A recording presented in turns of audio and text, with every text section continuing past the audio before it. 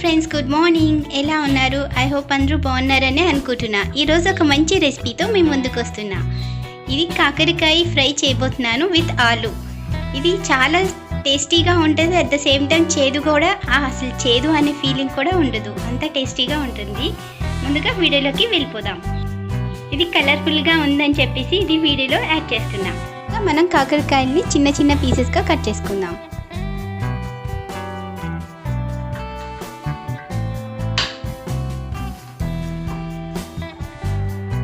చూడండి, వీటి సీడ్స్ కూడా మనం ఓపెన్ చేసేద్దాం. ఇందులో అసలు సీడ్స్ చాలా పెద్దగా ఉన్నాయి కదా, తీసేసుకుందాం వాటిని కూడా.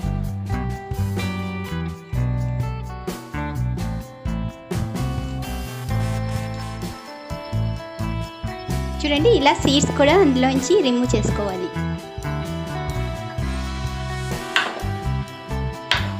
చూడండి, కాకరకాయలు అన్నిటినీ సీడ్స్ తీసేసుకున్నాం. ఇలా సీడ్స్ పెద్దగా ఉన్నప్పుడు మనం బయటికి తీసేసి కుక్ చేసుకుంటే బాగుంటుంది. వీటిని చిన్న చిన్న పీసెస్గా కట్ చేసుకున్నాం.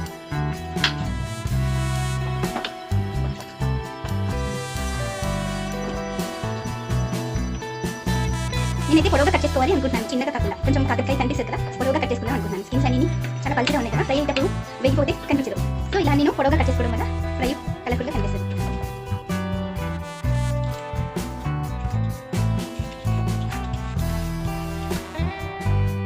చూడండి, green chillies, onions and garlic వేసుకున్నాను, కట్ చేసి పెట్టుకున్నాను. కర్రీ లీవ్స్ కూడా కట్ చేసి పెట్టుకున్నాను. స్టవ్ ఆన్ చేసుకొని ప్యాన్ హీట్ చేసుకున్న తర్వాత ఆయిల్ వేసుకుందాం. ముందుగా కాకరకాయని ఫ్రై చేసుకుందాం.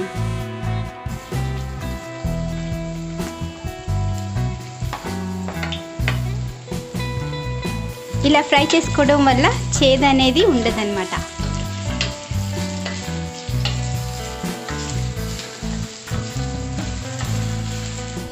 కొద్దిగా సాల్ట్ యాడ్ చేసుకుందాం. త్వరగా ఫ్రై అవ్వాలంటే సాల్ట్ యాడ్ చేసుకోవాలి కదా. చూడండి, ఫ్రై అయిపోయింది. నెక్స్ట్ వీటిని వేరే బౌల్లోకి ట్రాన్స్ఫర్ చేసుకుందాం.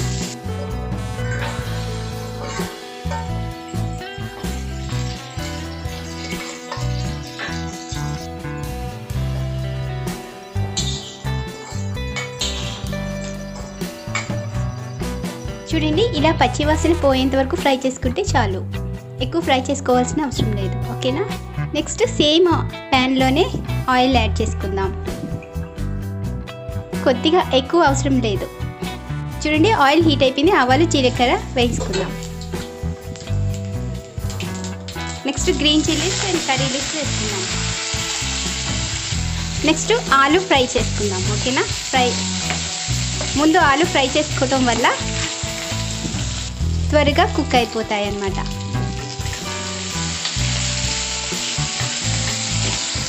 ఆలు బాగా ఫ్రై అయ్యేంత వరకు వేయించుకుందాం. ఓకేనా? ఆ తర్వాతే ఆనియన్స్ యాడ్ చేసుకుందాం. చూడండి, ఇప్పుడు వెల్లుల్లి యాడ్ చేసుకుందాం.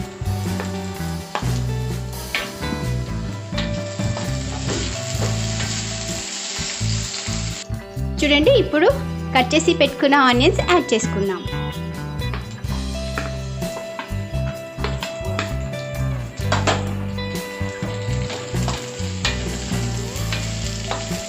ఈ ఆనియన్స్ బాగా కుక్ అయిన వరకు ఫ్రై చేసుకుందాం. ఇప్పుడు సాల్ట్ యాడ్ చేసుకుందాం. సాల్ట్ వేసుకోవడం వల్ల త్వరగా కుక్ అయిపోతాయి.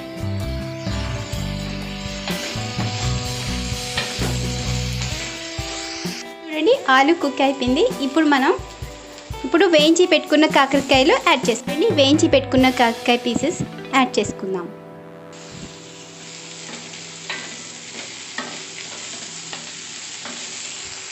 ఇలా ఒక 5 మినిట్స్ లో టు మీడియం ఫ్లేమ్లో కుక్ చేసుకుందాం.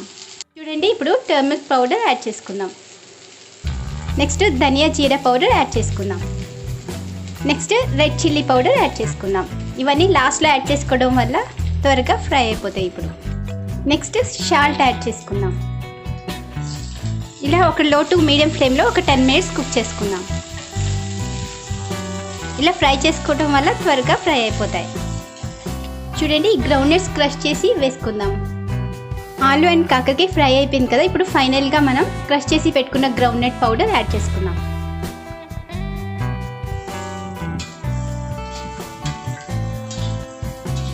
ఈ గ్రౌండ్నట్ పౌడర్ యాడ్ చేసుకోవడం వల్ల మనకి చేదు అనే ఫీలింగ్ ఉండదు. కర్రీ మొత్తం అసలు చేదు అనేది కూడా ఉండదు అనమాట.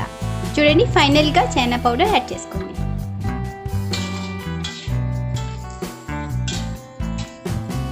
చూడండి, ఆలు కాకరకాయ ఫ్రై రెడీ.